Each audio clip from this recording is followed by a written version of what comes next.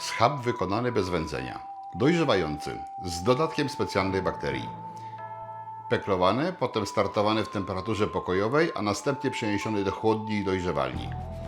O szczegółach opowiadam w filmie. Zapraszam.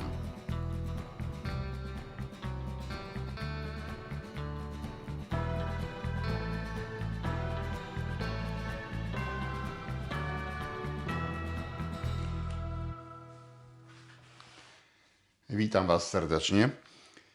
Jak widzieliście, całkiem porządny, długi kawałek schabu wylądował na stole. Muszę go teraz oczyścić, okroić błonę, poodcinać wszelkie przyległości typu warkocz. Przepraszam. I takie oczyszczone mięsko,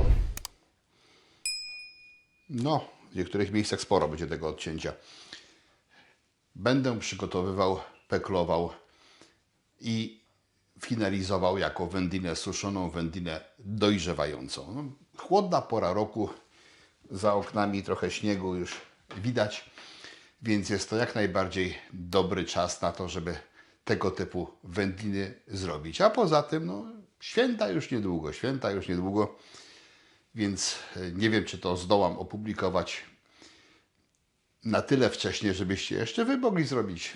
Ale to może się na przyszłość uda. Nie będę teraz więcej gadał. Ja zakładam sobie słuchawki na uszy z książką.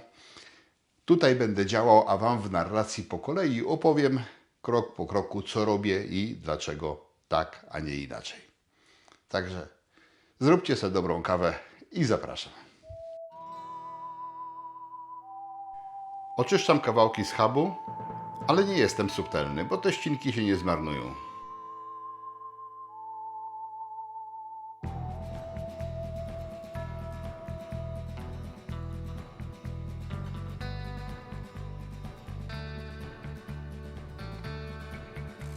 Po oczyszczeniu mięso ważę. Mam około 2,6 kg.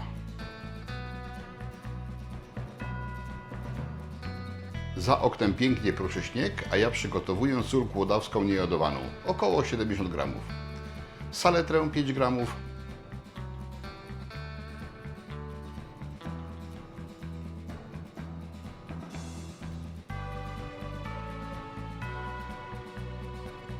Bakterie do mięs dojrzewających około pół grama. Mieszam te składniki i nacieram nimi kawałki schabu.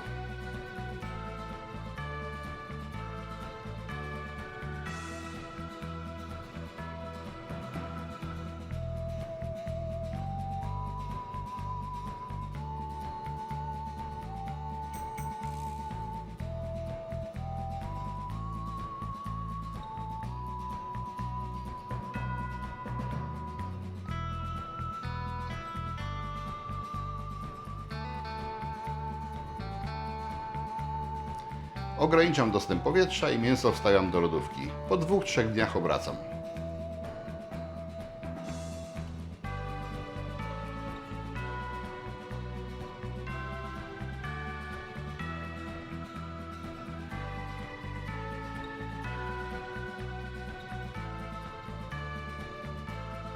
Po 5 dniach przygotowuję 3 zestawy przypraw.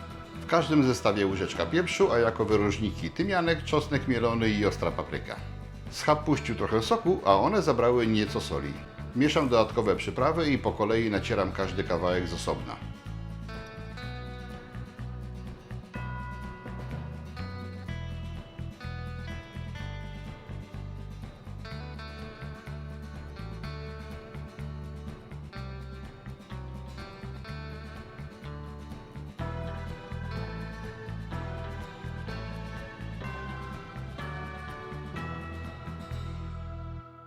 Przyprawione mięso wieszam w temperaturze pokojowej na 2 doby. Na tym etapie kawałki ważę. Każdy kawałek mięsa będzie miał wyróżniający go smak i aromat. Krok następny to chłodna spiżarnia, też 2 doby. Tu jest 11-12 stopni i ponad 50% wilgotności. Następnie przenoszę do dojrzewalni, a jej wskazania widać po lewej. Około 10 stopni i wilgotność 80-85%. Trzeba zrobić miejsce.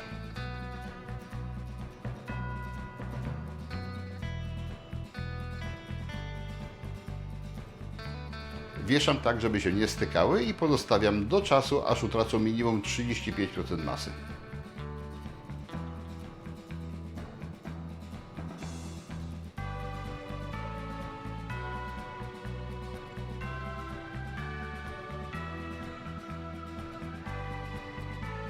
Z czasem pojawiają się na powierzchni mięsa szlachetne pleśnie. Poprawiają efekt końcowy. Po około 2 tygodniach dojrzewalni można cieszyć się smakiem i aromatem.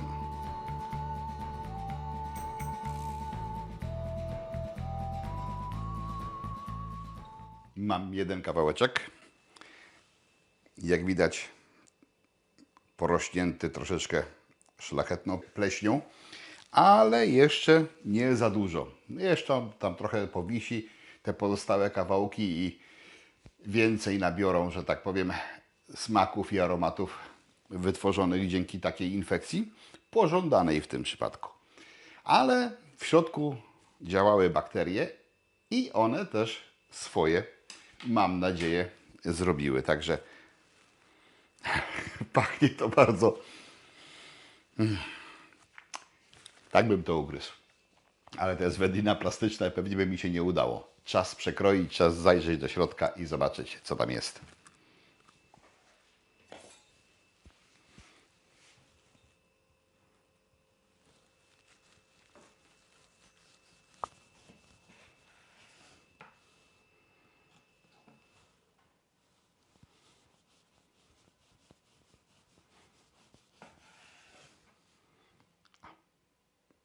Pięknie wygląda, prawda?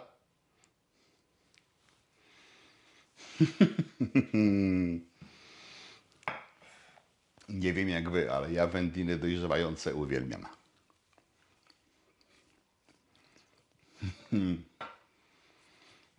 Piękny smak. Zobaczcie, jakie to jest plastyczne, jak się ładnie ciągnie.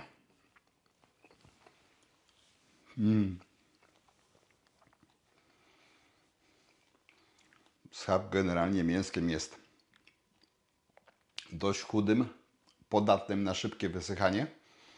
Także nawet te okresy przejściowe można byłoby skrócić. Czyli można byłoby, przepraszam, telefonu nie wyłączyłem.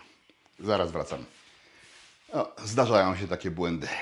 Wszystko niby pozapalane, światła przygotowane, kamery ustawione, a telefonu się nie wyłączy i potem nie wiem, czy było słychać, ale ja go słyszałem i mnie dekoncentrował. Coś pięknego. Co mówiłem? Aha, że schabik jest na tyle podatnym na wysychanie, że poza tym pierwszym okresem, który był w temperaturze pokojowej, można to od razu wnosić już do dojrzewalni, gdzie jest wilgotność 80-85%. Wtedy dłużej go będzie można tam przechowywać i dłużej będzie miał szansę właśnie na porastanie białą pleśnią, która finalnie też daje mu bardzo, bardzo ciekawe efekty smakowe. Ważny warunek.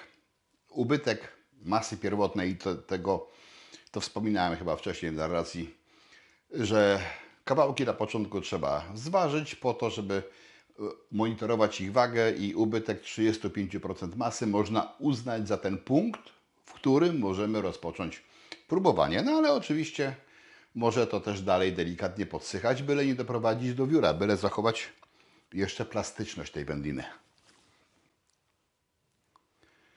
Spójrzcie jeszcze raz, jak to wygląda. Ja ukroję jeszcze parę plasterków do zdjęcia i zachęcam Was, naprawdę. To jest coś pięknego, fajnego, smacznego. Macie warunki, róbcie wyroby domowe w stylu suszonym bądź w stylu dojrzewającym, bo to są wędliny niebanalne i bardzo, bardzo smaczne. Na razie. Trzymajcie się. Hej, cześć.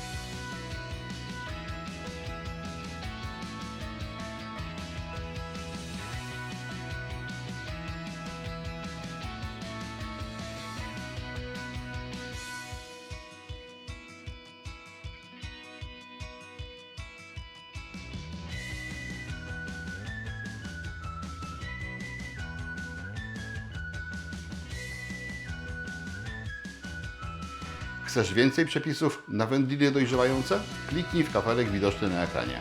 Zapraszam.